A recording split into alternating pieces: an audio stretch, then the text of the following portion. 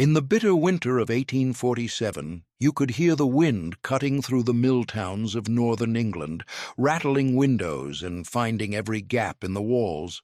A factory worker did something his neighbors called foolish. While they piled their coal high and fed their fires through the long night, he let his burn low. They shook their heads knowingly. They said he'd freeze his children. But when February came and coal ran short, something strange became clear. His house stayed warm, his family stayed well, and the men who'd laughed began knocking at his door, quietly asking questions. To understand what that worker discovered, you first have to feel what winter meant for ordinary people in the 1800s. Not the picturesque winter of Christmas cards and sleigh bells, but the grinding, relentless cold that settled into bones and never quite left until spring. For families living in the cramped terraced houses of industrial England or the wooden cottages scattered across rural America, winter was not a season to enjoy. It was a season to survive. The houses themselves offered little protection. Walls were thin, often just a single layer of brick or rough-hewn timber. Windows, if you had glass at all, were single-paned and poorly fitted, letting in drafts that made candles flicker even with the shutters closed. You can almost hear it, that thin whistle of wind finding its way through every gap. Floors were bare stone or packed earth in poorer homes, wooden boards in better ones, but either way, they pulled the warmth from your feet the moment you stepped out of bed. That shock of cold floor against bare skin in the dark of a winter morning. It traveled up through your legs and settled somewhere deep in your chest. Most homes had a single fireplace, sometimes two if the family was fortunate. This was the heart of the house in every sense. Cooking happened there, warmth radiated from there. Family life arranged itself around that small circle of heat, everyone drawing as close as they could without singeing their clothes. The smell of coal smoke hung in the air, familiar as bread baking. Step more than a few feet away and the temperature dropped sharply. Bedrooms upstairs, if there were any, might be 20 or 30 degrees colder than the main room. Water left in basins overnight froze solid. Breath hung visible in the air until the fire was rebuilt in the morning, and fire demanded fuel. In the industrial towns, that meant coal. In the countryside, it meant wood, and sometimes peat or dried dung where trees were scarce. Either way, fuel cost money, and money was something working families never had enough of. Records from the period paint a stark picture. A laborer in the 1840s might earn between 8 and 15 shillings a week. Coal could cost a shilling or more for a hundredweight, and a family trying to keep warm through a hard winter might burn 200 or 300 weight each week. Every lump of coal carried weight beyond its physical measure. It represented hours of labor, meals that might go thinner, clothes that would have to last another season. So families rationed. They let fires burn low during the day when everyone was at work or school. They piled into single rooms at night to share body heat. They stuffed rags into window frames and hung blankets over doorways. Mothers learned to cook everything in a single pot to minimize fuel use. Children learned not to complain about the cold. Complaining changed nothing. The daily rhythm of fire tending was its own kind of labor, usually falling to the women and older children. Before dawn, someone had to rise in the bitter cold, rake out the ashes from the night before, and coax new flames from whatever coals might still hold a spark. You can almost feel it, that moment of kneeling on cold stone, hands numb, breath visible, willing the embers back to life. If the fire had gone completely out, the process took longer, requiring kindling, patience, and hands steady enough to strike a flint despite the shivering. Once the fire caught, it needed constant attention. Too much fuel at once and you wasted precious resources. Too little and the flames died back, taking the room's warmth with them. There was a rhythm to it, a feel that experienced hands developed over years. You learned to read the fire, to know from the color of the coals and the sound of the draft whether it needed feeding or banking. The physical toll of cold was everywhere. Chilblains were common, those painful, itchy swellings that formed on fingers and toes when cold skin was warmed too quickly. Respiratory illnesses swept through communities every winter. Elderly relatives were particularly vulnerable. Parish records from English towns show death rates climbing sharply in January and February. Children too young for school spent their days huddled by the hearth, and even so the cold found them. A cough that started in December might linger until March. This was the world everyone knew and accepted. The methods for managing fire and fuel had been passed down for generations, and most people followed them without much thought. You built your fire the way your parents had, tended it the way your neighbors did, and assumed this was simply how it had to be. The cold was a fact of life, like hunger or hard work. You didn't question it, you just got through it. But somewhere in that world of accepted hardship, one man started asking different questions. Not why is it so cold, but why does the heat leave so fast? Not how do I burn more coal, but how do I keep the warmth I've already made? The answers he found would seem almost too simple to matter. His neighbors would shake their heads at his methods, but those methods worked. And that is where our story truly begins. His name is lost to history, as so many names are. What remains are fragments, pieces of a story passed down through household advice columns and scattered mentions in workers' journals from the mid-19th century. We know he worked at one of the textile mills in the north of England, probably in Lancashire or Yorkshire, where the great brick factories rose against grey skies and the sound of machinery never quite stopped. We know he tended furnaces. That detail matters more than it might seem. A man who tends industrial furnaces understands fire in ways most people never will. He spent his days feeding coal into hungry iron mouths, watching flames respond to draft and fuel, learning the subtle language of combustion through years of patient observation. You can almost see him there, face lit by the glow, feeling the heat shift as he adjusted the airflow. That kind of knowledge gets into your hands, your instincts. It becomes part of how you see the world. He lived in a terraced house like all the others on his street. A narrow two-room dwelling with a single fireplace and walls that seemed to breathe cold air.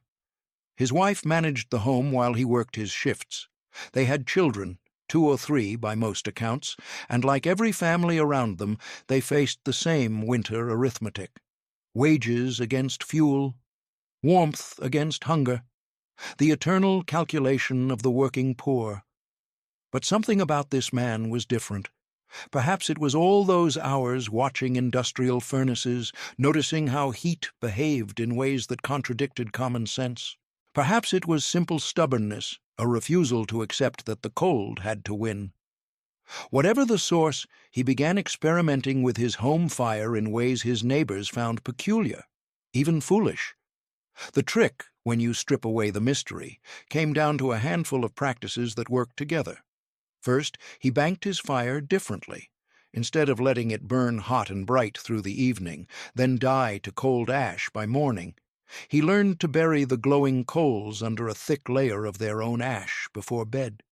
The ash acted as a blanket, slowing the burn, keeping the coals alive through the long night hours. When morning came, he didn't need to start fresh. He simply raked away the covering, added a bit of fuel, and the fire came back to life almost immediately. The heat had never fully left. Second, he paid attention to draft. Most people left their chimneys fully open, letting the fire draw as much air as it wanted. This made for impressive flames, but also pulled enormous amounts of warm air straight up and out of the house. He learned to partially close the damper once the fire was established, slowing the airflow just enough to keep the coals burning while reducing that constant theft of heated air. The fire burned slower, quieter, but the room stayed warmer. You could feel the difference. The air held still instead of rushing toward the flue. Third, and this was the part that drew the most ridicule, he brought stones inside. Not decorative stones, but ordinary rough rocks from the fields and roadsides, each one perhaps the size of a man's fist or larger. He arranged them around the base of his fireplace, close enough to absorb heat from the fire, but not so close they would crack. These stones did something his neighbors didn't understand. They soaked up warmth during the evening hours, then released it slowly through the night, long after the visible flames had died down. His neighbors watched these strange behaviors and shook their heads. Banking a fire under ash seemed like a recipe for letting it die completely.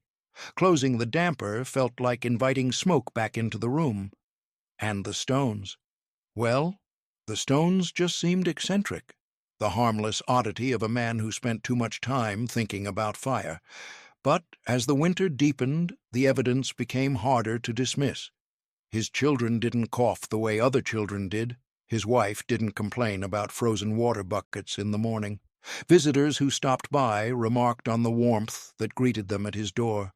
A warmth that felt different from the fierce blast of a newly stoked fire. Gentler, more even, as if the house itself had absorbed comfort and was slowly breathing it back out. More striking was the coal pile behind his house. By February, most families had burned through their winter stores and were scrambling to buy more at inflated prices. His pile had barely diminished. He was burning perhaps half what his neighbors used, yet his home felt warmer.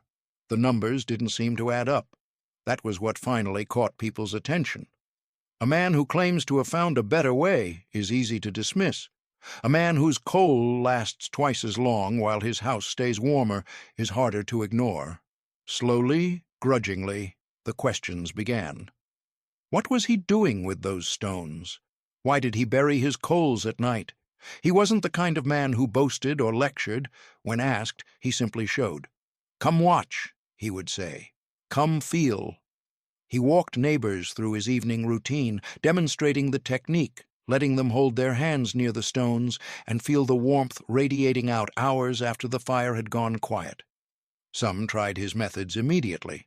Others remained skeptical. But word spread the way practical knowledge always does among working people. Passed from doorstep to doorstep, refined with each telling. The stupid trick didn't seem quite so stupid anymore. What the furnace worker had discovered, without knowing the formal terms for it, were principles that scientists and engineers would later describe with words like thermal mass, radiant heat, and convection control. He didn't need the vocabulary. He had something better. He had observation, patience, and the kind of practical intelligence that comes from years of working with your hands. The stones were perhaps the cleverest part of his system. Dense materials like stone, brick, and iron have a property that air does not. They can absorb large amounts of heat energy and release it slowly over time. A room heated only by fire feels warm while the flames are burning, but the moment the fire dies, that warmth begins to vanish. The air itself holds almost nothing, but a mass of stone warmed by hours of firelight becomes a kind of battery. It stores heat and lets it seep back into the room gradually through the night. You can almost feel it if you close your eyes, that gentle warmth radiating from rough stone long after the flames have gone quiet. The technical name is thermal mass. The worker would have called it common sense, if he called it anything at all. This principle was not entirely new. The Romans had understood it well enough to build hypocaust systems that heated stone floors from below. Medieval castles sometimes featured thick walls that moderated temperature swings, but somewhere along the way, as houses became smaller and cheaper, as coal replaced wood and iron stoves began to supplement open hearths, the old understanding faded. People focused on making fire, not on keeping heat. The worker had simply rediscovered something that generations of builders once knew. His damper technique worked on a different principle. Fire needs air to burn, and an open chimney creates a powerful draft, pulling air up through the flue and out into the sky. You can almost hear it, that constant soft roar of air rushing upward, carrying warmth with it. This draft keeps smoke from filling the room, which is essential, but it also pulls heated air along with it. A roaring fire with a wide-open damper might produce impressive flames, while simultaneously vacuuming warmth out of the house almost as fast as it's created. By partially closing the damper, the worker reduced this airflow without extinguishing the fire. The coals burned more slowly. The flames grew quieter, but the warm air stayed in the room where it belonged. It was a trade-off that required attention and judgment. Close the damper too much, and smoke backs up, stinging your eyes, filling your lungs. Leave it too open, and you're heating the clouds. He learned to find the balance point by watching and adjusting, never relying on fixed rules, reading the fire the way a sailor reads the wind. The ash banking method addressed yet another problem. Fire dies when it runs out of fuel, and in a traditional grate, that fuel burns from the outside in. Expose coals to open air, and they oxidize quickly, consuming themselves in a few hours. Cover them with their own ash, and you create an insulating blanket that slows the process dramatically. The coals continue to smolder, releasing heat gradually rather than all at once, and they stay alive long enough to be revived in the morning. This wasn't magic, it was simple chemistry. The same reason a covered pot stays warm longer than an uncovered one. None of these techniques required special equipment or expensive materials. They required only a different way of thinking about heat. A willingness to observe rather than assume. Patience enough to adjust and refine. That was perhaps the most remarkable thing about the worker's discovery. He hadn't invented anything. He had simply paid attention. As word spread through his neighborhood, the methods began to evolve. Different families adapted the techniques to their own circumstances. Some found that bricks worked as well as stones and were easier to arrange. Others experimented with iron plates or old kettle bodies placed near the hearth. The core principles remained the same, but the applications multiplied. The techniques traveled beyond that single street in ways that are difficult to trace precisely. Household advice columns in newspapers from the 1850s and 1860s occasionally mentioned similar practices, often attributed to experienced housekeepers or frugal country folk. Engineering journals from the period discussed thermal mass in the context of industrial heating. The knowledge moved the way practical knowledge always moves among ordinary people, through conversation and demonstration rather than publication and theory. Regional variations emerged as the methods spread. In areas where peat was the primary fuel, the banking technique required adjustment. In American farmhouses with their larger hearths and different chimney designs, the damper methods needed modification.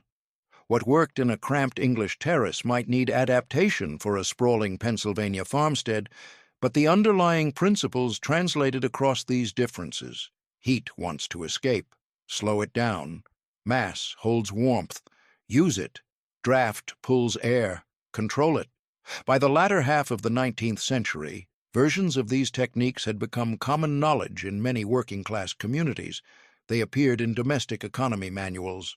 They were taught by experienced mothers to daughters setting up their first homes. The specific origins were forgotten, the furnace worker's name lost entirely, but his observations had become part of the accumulated wisdom of ordinary life. You can almost see it happening. A young woman visits her neighbor on a cold morning, notices the warmth that greets her at the door, asks how they manage it. The neighbor shows her the stones, explains the damper, demonstrates the ash banking. That evening, the young woman tries it herself. Within a week, she's showing someone else. Knowledge spreading like warmth itself, from one home to the next, asking nothing in return except attention. The old ways faded slowly, then all at once. Central heating arrived in the early 20th century, first in the homes of the wealthy, then spreading gradually downward as costs fell and infrastructure expanded. By mid-century, radiators and forced air furnaces had become standard in new construction across much of the developed world. The thermostat replaced the damper. The furnace replaced the hearth. And the careful, attentive relationship between people and fire that had defined human shelter for millennia quietly came to an end. It's hard to call this anything but progress. Modern heating is safer, more consistent, and far less labor-intensive than anything our ancestors knew. No one wakes at dawn to rake ashes anymore. No one calculates whether they can afford another week of fuel.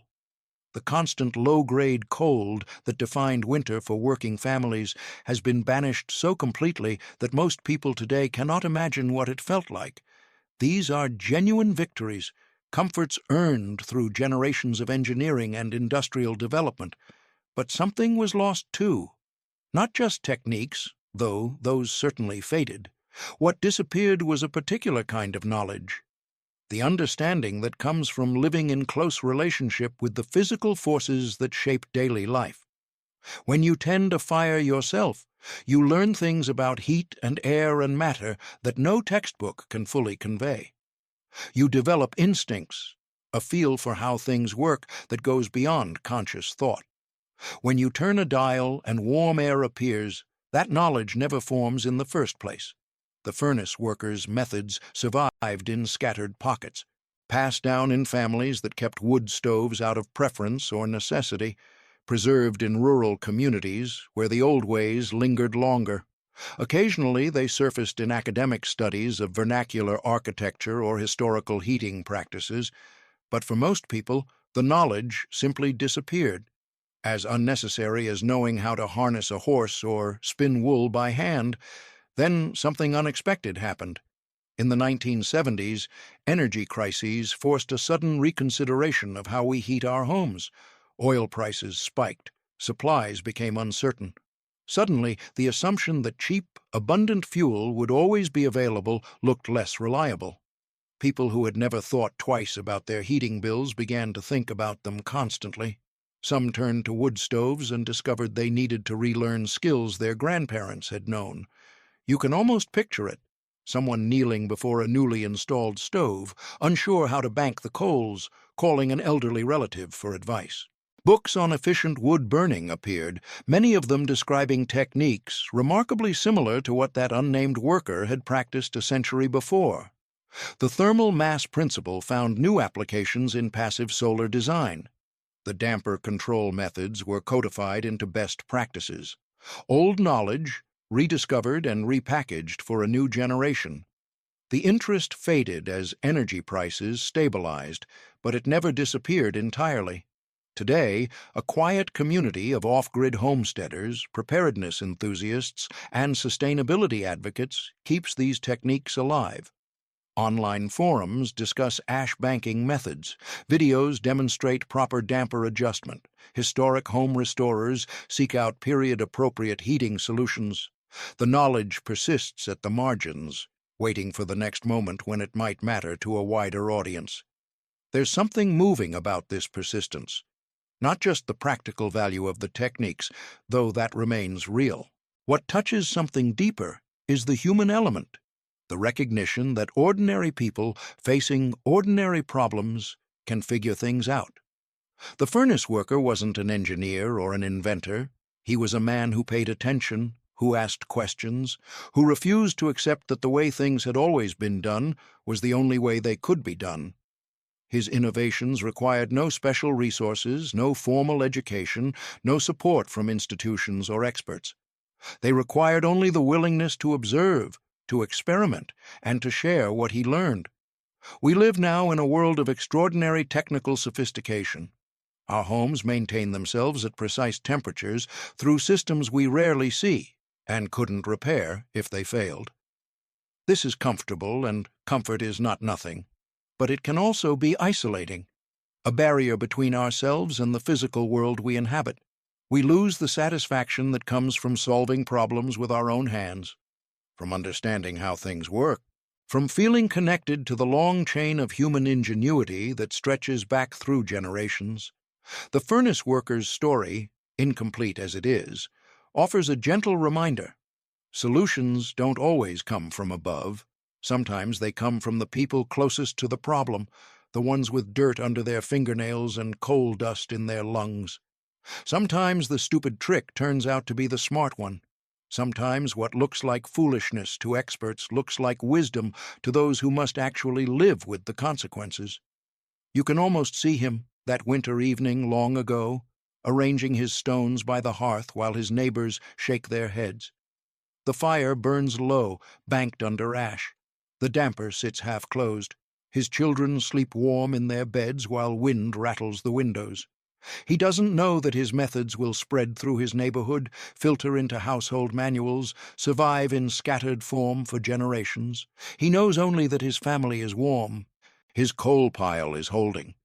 And tomorrow he'll wake to a house that hasn't gone cold. That quiet satisfaction, the pleasure of having figured something out, of having made life a little easier through attention and care. It's a feeling we recognize, even if the specific circumstances have changed. And perhaps that's what makes this small, forgotten story worth remembering. Not just the techniques, useful as they may be, but the reminder that ordinary people, working with what they have, paying attention to what's in front of them, can find their own ways through. They always have. They always will.